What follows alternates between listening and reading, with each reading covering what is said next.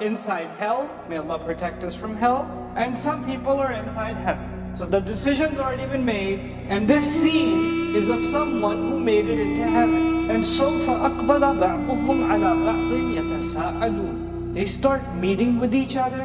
Hey, wow, you made it too. And they're hanging out with each other, and they're asking each other questions. So how was it for you? Man, Judgment Day, that was scary stuff, right? And they're having all kinds of conversation. And one of them, he looks around at all these familiar faces, and he says, قَالَ قَائِلٌ مِّنْهُمْ إِنِّي كَانَ لِي قَرِينٌ. I used to have a friend. He's remembering some friend of his that he remembers from this life. And now they're not here. Where did they go? I don't see them here. And so then he remembers some of the conversations he used to have with this qareen back in this life. And he says, يَقُولُ أَإِنَّكَ لَمِنَ الْمُصَدِّقِينَ. Do you seriously believe this stuff? Do you seriously believe in this heaven and hell stuff? But even more than that, sometimes close friends, one of them says, hey man, let's do this. And one of them says, no, we have to fear Allah. It's not right. What we're doing is not right. Allah will ask us about it. We're lying. We're not being honest. We're doing something Allah doesn't want us to do. And the other person, are you serious right now? Oh, you're like a believer? Seriously? That you're better than everybody else? You know? Are you really gonna drop the Islam card on me now? Can you not be religious right now? We're all Muslim, okay? We got it. Allah understands. Just do it, man. Why are you making a big deal? Why are you even making a big deal out of it? It's okay to, if you try to remind that close friend of yours, no, but you know, Judgment Day.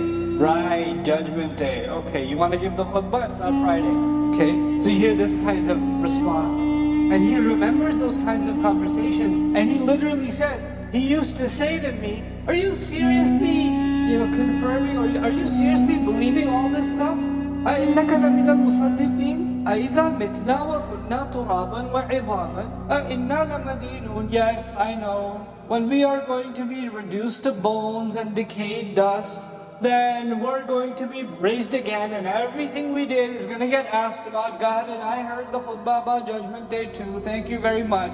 And this person gets to heaven, and he's reminding themselves of these difficult conversations that he used to have. And then he asks all these people that are sitting in this new company of Jannah, he says, هَلْ أَنْتُمْ مُطَّلِعُونَ. Would you like to find out what happened to him? Would you like to inquire? Nobody else cares. That's his friend. So people keep drinking their drink and eating their food and asking other questions. And he says, so nobody else is wondering about this? Am I the only one who knows about it? I'm the only one who's asking? So he asked Allah. فَطَّلَعَ. So he sought to find out. Now the thing about Jannah, heaven, is that you get whatever you ask. So he desires that he wants to see his friend that he can't find. And you can already guess from the kinds of questions his friend used to ask, he didn't make it to heaven. And now he wants to see his friend. But to see his friend, Allah will have to show him a picture of hell. So Allah describes, فَرَآهُ فِي سَوَاءِ الْجَحِيمِ. It is as if a window is open in heaven, and he can look inside, and he can see his friend, or his qareen, his associate, this person of his, in the middle of hell.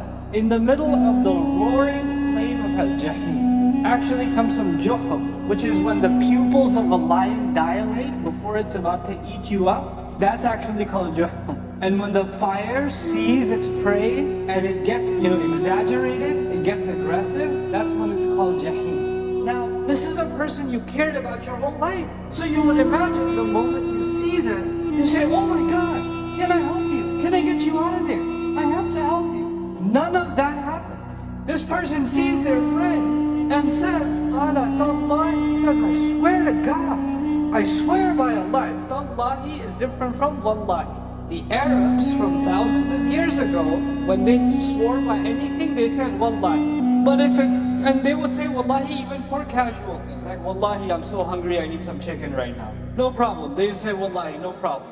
But tallahi is used when you're shocked. Tallahi is used in extreme cases.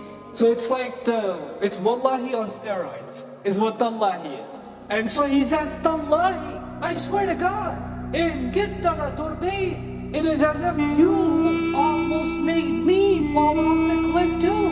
Man, I came so close to sticking with you all the time that when you're going into the wrong direction, I was tempted to go with you. So instead of worrying about how he's doing, the first thought that comes in your mind is, man, you almost got me too, bro.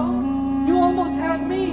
And the word turdin, if that is used when someone is pushed off a cliff, you almost pushed me off the cliff with you. Then he says, لَوْلَا نِعْمَةُ رَبِّي لَكُنْتُ مِنَ الْمُحْضَرِينَ. Had it not been for the great luxury and favor of Allah, I would have been among that group of people on Judgment Day that had to present their explanations. Muhdareen, ihdar, when you have to stand up, stand before Allah and present, explain every one of your deeds. You know what that's telling us? The people of heaven, when they present their book of deeds to Allah, you know what Allah Azza wa Jalla describes?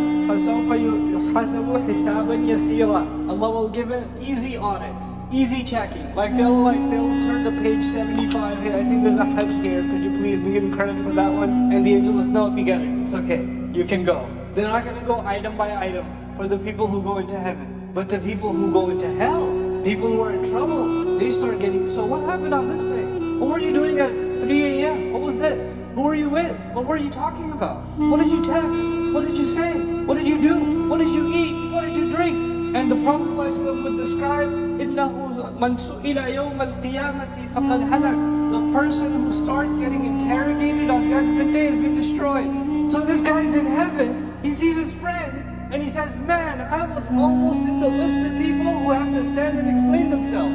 Thank Allah I was from those who Allah went easy on, and He gave them an easy hisab. And it would have been because of you that I would have been on the wrong list of, min al-muhdareen. And then he doesn't want to see any more of that hell. Please close that window, I got my wish. Thank you very much. And he's in heaven, right? He's in Jannah. But the shock of seeing hell, even for those few moments, was so powerful that this person, when that window closed, before this window opened, they were in heaven. After this window closed, they're still in heaven. But they can't believe it. It's like they just got here. It's like all the luxuries of heaven disappeared for a moment, and it's like they just got here. And they say, أَفَمَا نَحْنُ بِمَيِّتِينَ. We're really not going to die anymore? Seriously, we're okay now? إِلَّا مَوْتَتَنَا الْأُولَى وَمَا نَحْنُ بِمُعَذَّبِينَ. And we're not, except that first death we already had, and no more torture, right? No more torture? Nobody talks like that in Jannah, do they? Nobody gets to Jannah and says, we're not going to get tortured, right? A few minutes ago he was hanging out with his friends, sharing drinks, asking about how life used to be. But when he got even a little glimpse of hell, and he came back to heaven, all he can think about is getting over the trauma of seeing what he just saw, even in heaven. And he's saying, we're not going to get punished anymore, right? This person now in heaven says, إِنَّ هَذَا لَهُوَ الْفَوْزُ الْعَظِيمُ. This is the great success. The great, he didn't call the drinks and the company and the food and the mansions and all that great stuff. He didn't call that success. You know what he called great success? Escaping a terrible friend who was leading him down a dark path. Not becoming of those who have to be presented on Judgment Day and have to explain themselves. Man, I escaped that. That's the biggest success. No more death, no more punishment. I'll take it. I wanted to share this with you because every one of us in this life have two kinds of qareen. One kind of qareen is a devil. It's a shaitan. We can't see him. He's there all the time. He's done a PhD on you. He studies you. He knows when you're the weakest. He knows exactly what your temper is like, what your temptations are like, what your weaknesses are like. And he knows exactly when to whisper to you when you are in your weakest moments because he has studied his enemy. You know how in sports, opposing teams, they study the other team's strategy? This guy is one devil assigned to you. He's your qareen. So Qaf, he'll be described as a qareen. This guy is with you your entire life. Your entire life. No psychologist has you figured out like this qareen does.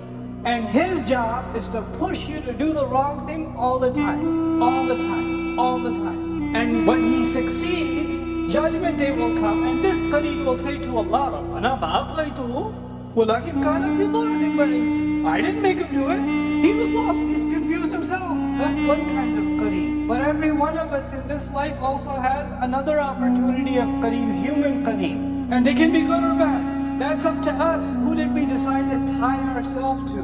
that their opinion becomes our opinion. Their influence becomes something we obey. When they ask us to do something, we just do it. We don't think about the consequences. We're afraid to say, Allah, I know you want me to do this, but Allah doesn't. No, I'm not going to say that because they'll get upset. You're okay with making Allah upset, not okay with making them upset. That's a qareen too. And that's the kind of qareen that's helping you and me get pushed off a cliff. And they may not even know it. They may not even realize it. They're falling off a cliff and they don't see it. And when you open your eyes and say, hey, come on, let's wake up. You can't do this. They say, no, you shut your eyes also. Let me sleep and you fall asleep too. Let's fall off the cliff together. You have to figure out, and I have to figure out, who is that qareen in our life. And we don't have to hate them. What I'm saying is the devil is the devil. Human beings aren't necessarily devils. They're not necessarily evil. Maybe they don't realize they're playing that role. Maybe they're so lost themselves. Maybe they're listening to their invisible qareen so much that they're actually hypnotized. And your job is to lovingly try to pull them. If they're not willing to budge, then you have to learn to cut that rope. You can't get dragged. You can't put yourself, because we have to be the kind of people that make it into heaven. And I pray we don't have to ask about a qareen who ended up in hell. But if there was such a case, we have to be able to say, Ya Allah, thank Allah, I cut that rope before you jumped off the cliff. I'm glad I cut those ties.